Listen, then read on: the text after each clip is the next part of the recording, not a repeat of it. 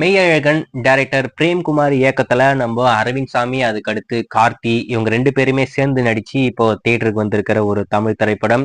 96 படத்துக்கு அப்புறமா நம்ம பிரேம் இந்த படத்தை பண்ணியிருக்கிறதுனால இந்த படத்து மேல ஒரு மிகப்பெரிய எதிர்பார்ப்பு, அதுக்காகவே ஒரு எக்ஸ்பெக்டேஷன் இருந்தது அப்படின்ற மாதிரி நம்ம சொல்லலாம். ஆனா பெரும்பாலான ரசிகர்களுக்கு இந்த மாதிரி படம் வந்ததே தெரியாது. ஏன்னா பெருசா இந்த படத்துக்கு ப்ரொமோட் பண்ணவே இல்லை.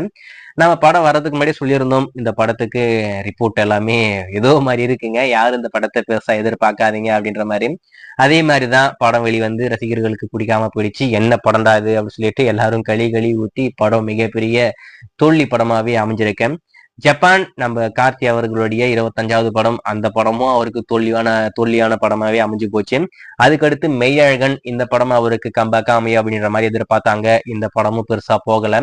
நம்ம கார்த்தி படம்னாவே ஸ்கிரிப்ட் நல்லா இருக்கும்பா, கதை இருக்கும்பா அப்படின்ற மாதிரி எல்லாருமே எதிர்பார்ப்பாங்க. ஆனா அவருக்கு என்னாச்சுன்னு தெரியல, இப்போ வர படங்கள் எல்லாமே என்னடா இது, நம்ம கார்த்தி படம் தானா இது, அவர் தான் கதை கேட்டாரா அப்படின்ற மாதிரிதான் இருக்கு.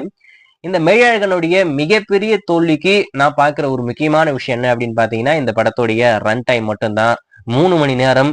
இந்த கதைக்கு 3 மணி நேரம் எதுக்குடா எடுத்தீங்க அப்படின்ற மாதிரிதான் இருக்கு. ஏதோ டிவி சீரியல் மாதிரி எல்லாத்தையுமே அப்படியே இழுத்து இந்த டிவி சீரியல்லாம் எடுத்துக்கிட்டீங்கன்னா ஒரு நிகழ்வு நடக்கும். எல்லாரும் ஷாக் ஆகிற விஷயத்த இந்த மூஞ்சி ஒரு வாட்டி, அந்த மூஞ்சி ஒரு வாட்டின்னு சொல்லிட்டு எல்லா மூஞ்சியும் 10 செகண்ட் காட்டுவானுங்க. அதே மாதிரிதான் இந்த படம் ஃபுல்லா இருக்கும். அதனாலயோ என்னமோ எல்லாரும் மண்டை சுரிஞ்சுக்கிட்டு ஃபர்ஸ்ட் ஹாஃப் முடிஞ்ச உடனே போதுடா சாமி அப்படின்னு சொல்லிட்டு தெரிச்சு ஓடிக்கிட்டு இருக்காங்க. இப்ப என்ன முடிவு பண்ணிருக்காங்கன்னா, இந்த படத்துல இருந்து ஒரு 18 நிமிஷத்தை கட் பண்ணி தூக்கலாம் அப்படின்னு சொல்லிட்டு முடிவு பண்ணி 18 நிமிஷத்தை கட் பண்ணி தூக்கி நாளையில இருந்து இந்த படத்தோடைய புதிய வருஷன் உங்களுக்கு தியேட்டர்ல வரப்போகுது. இது உங்களுக்கு படம் வர்றதுக்கு முன்னாடி தெரியாதா? 3 மணி நேரம்லாம் இந்த படம் தாங்காதுன்னு சொல்லிட்டு இந்த படத்தை யாருமே சொல்லலையா அப்படின்றதான் எனக்கு இருக்கிற இன்னொரு கேள்வி. அதுல ஒரு முக்கியமான விஷயம் என்ன அப்படின்னு பாத்தீங்கன்னா, இன்னமும் இந்த படத்தோடைய சேட்டலைட் டிஜிட்டல் சேல் ஆகல அப்படின்ற மாதிரி சொல்றாங்க. இதுதான் ரொம்ப ஷாக்கிங்கா இருக்கு. வாங்கிக்கிறோம் அப்படின்ற மாதிரி வாக்குறுதி கொடுத்துருக்காங்களாமா. அதாவது நம்ம ஹாட்ஸ்டாரை பொறுத்த வரைக்கும் ஓகே அப்படின்ற மாதிரி சொல்லியிருக்காங்க.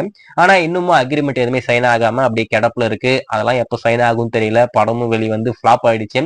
இதுக்கடுத்து ஹாட்ஸ்டார் அந்த படத்தை வாங்குவாங்களா அப்படின்றத வெயிட் பண்ணி தான் பார்க்கணும். ஒருவேளை அவங்க வாங்கல அப்படின்னு சொன்னா அமேசானுக்கு கை மாறதுக்கு நிறைய வாய்ப்பு இருக்கு. வெயிட் பண்ணி பார்ப்போம்.